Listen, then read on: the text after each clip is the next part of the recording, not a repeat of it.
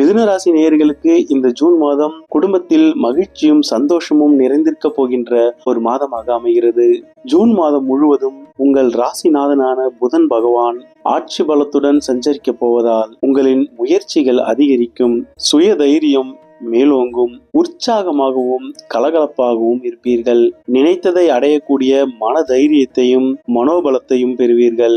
June மாதம் 8ஆம் தேதியன்று உங்கள் ராசியில் இருக்கும் சுக்கிர பகவான் கடக ராசியான 2ஆம் இடத்திற்கு பயிற்சியாகிறார். கடக ராசியில் உச்சம் பெற்று சஞ்சரிக்கும் குரு பகவானுடன் சுக்கிர பகவான் இணையும் பொழுது குடும்பத்தில் நன்மைகள் அதிகம் நடைபெறும். இதுநாள் வரை இருந்த தடைபட்டு வந்த சுபகாரியங்கள் சிறப்பாக நடைபெறும். குடும்பத்தின் வருமானம் அதிகரிக்கும். உறவினர்களின் வருகையால் மகிழ்ச்சி அதிகரிக்கும். வேலை மற்றும் உத்தியோகத்தில் உள்ளவர்களுக்கு இது ஒரு சிறப்பான மாதமாகும். வேலையில் நன்மதிப்பை பெறுவீர்கள். உயர் அதிகாரிகளின் பாராட்டு கிடைக்கும்.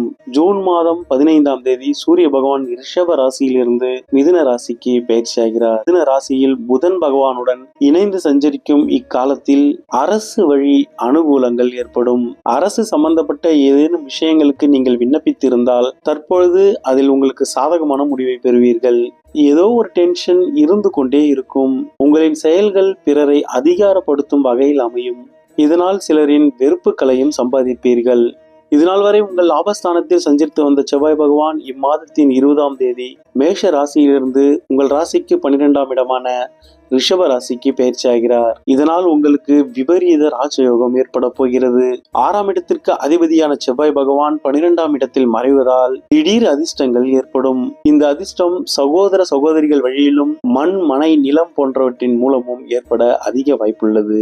உங்கள் உடல் நலத்தை குறிக்கக்கூடிய 4ஆம் இடத்தை சனி பகவான் தனது சமசப்தம பார்வையால் பார்வையிடுவதால் உடல் நலத்தில் மிகுந்த கவனமாக இருங்கள். டென்ஷன், அலைச்சல் என ஏதேனும் ஒரு தொந்தரவு உடல் நலத்தில் இருந்து கொண்டே இருக்கும். ராசிநாதன் ஆட்சி பெற்று சஞ்சரிப்பதால் எதையும் கடந்து முன்னேறுவீர்கள். வருட கிரகங்களின் சஞ்சாரம் உங்களுக்கு சாதகமாகவே உள்ளது. மிதுன ராசிக்கு பாதகாதிபதியான குரு பகவான் குடும்பஸ்தானத்தில் உச்சம் பெற்று இருப்பதால் குடும்ப உறவில் உள்ள ஒரு நபரால் பிரச்சனைகளை சந்திக்க நேரிடும். இந்த ஜூன் மாதம் உங்களுக்கு சகல விதத்திலும் நன்மைகளை கொடுக்கக்கூடிய ஒரு மாதமாகவே அமைகிறது. உடல் நலத்தில் மட்டும் கொஞ்சம் கவனம் எடுத்துக்கொள்வது மேலும் சிறப்பை ஏற்படுத்தும். மிதுன ராசி நேயர்களே, இறைவனின் துணை என்றும் உங்களுக்கு இருக்கட்டும். நன்றி.